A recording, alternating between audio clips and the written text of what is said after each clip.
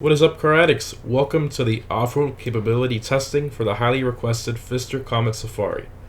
This is an update to my off-road capability testing series where I have tested the majority of off-road capable vehicles in GTA 5 Online with only a handful missing. I will leave the link to a playlist down below in the pinned comment where you will find all the other vehicles I have done already so that you can compare. Please keep in mind that this car is in the sports class just like the Benefactor Strider, even though they are both off-road capable. But as requested by you guys, I still test them, even though they are in the sports class, so that you can compare the raw data between the other vehicles. Before we start, if you have any questions as to how each obstacle is scored, please refer to the tutorial video, which is linked to the top of the description.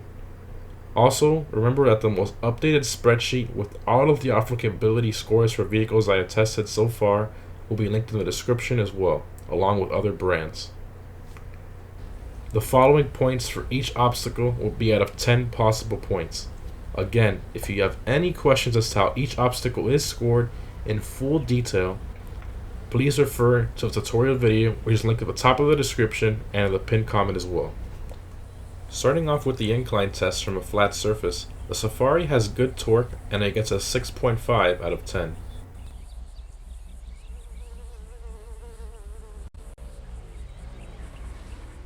In stage 2 of the test, where it started at an angle position, it gets a 4 out of 10.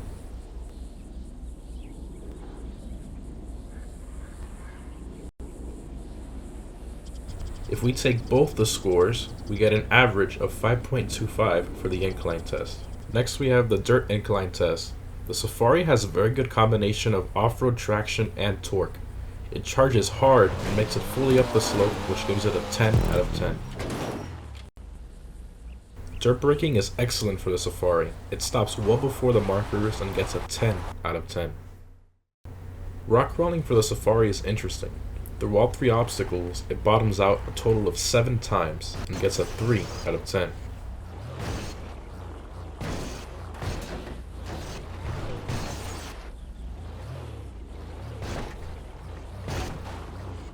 In stage 2 of this test, which is subjectively scored, despite its ground clearance, it conquers anything it gets its wheels on like a champ.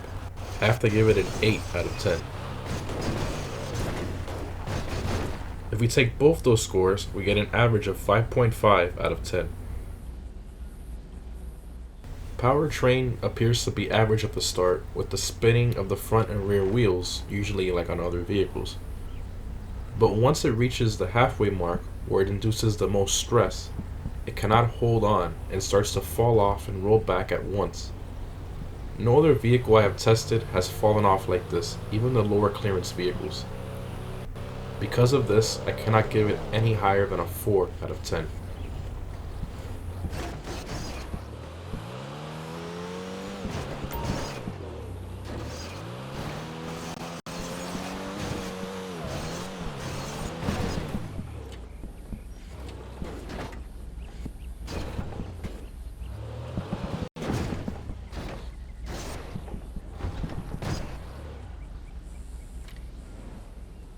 Next up we have bumper clearance. The Safari has below average bumper clearance. It scrapes 4 times total, mainly from that low back end, which gives it a 6 out of 10.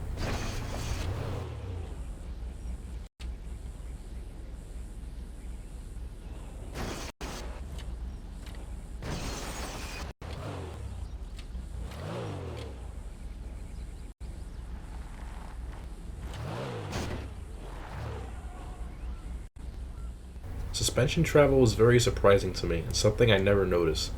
While Safari has an above average ride height, the suspension itself can only travel a short distance from its normal ride height. To clarify what I'm stating here, I have its normal ride height shown here for a comparison to its max suspension travel. You can see the difference is very minor. With that in mind, according to the markers, it sadly only gets a 2 out of 10. High-speed stability is average, tackling this obstacle similarly to the Benefactor Strider. It gets a 6 out of 10.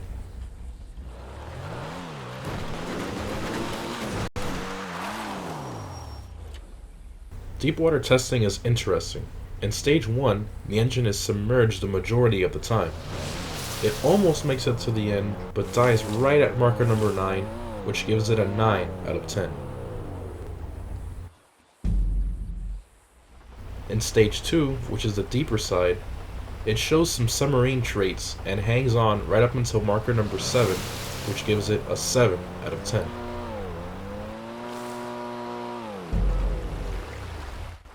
If we take both scores, we get an average of 8 for the deep water test.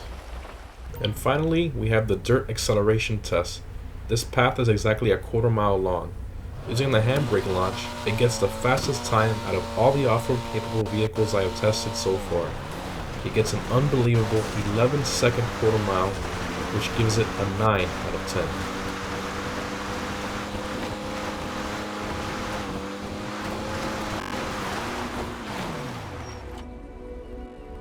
Add it all together, and the off-road capability score is 65.75 out of 100. That places it here in first place out of all the off-road capable sports category vehicles I have tested so far. There's only 2 of them so far, so keep in mind this will change as I test more manufacturers and newer cars release. I really wish it was in the off-roads class. If that was the case, it would place here, just so you have an idea, in 13th place among the off-road vehicles, which is not bad for a car in the sports class. It struggles most notably in the suspension travel and powertrain testing, which really hurts its score. All in all, it's a decent vehicle for off-roading, but unless you're just messing around in free mode, there's really no reason to buy it because it's in the sports class, where 99% of the races are on asphalt. I will however say that it's a blast to drive up Mount Chiliad. So, the choice is really yours if you have the extra money and garage space for a fun free mode vehicle. Well, that's it guys, I hope you enjoyed the video. Again, if you'd like to see the other videos on the other vehicles I have tested so far, I will link the playlist down below, as well as a spreadsheet which will contain the most updated breakdown and scores of all vehicles in one place. Thanks for watching, and I'll see you in the next one.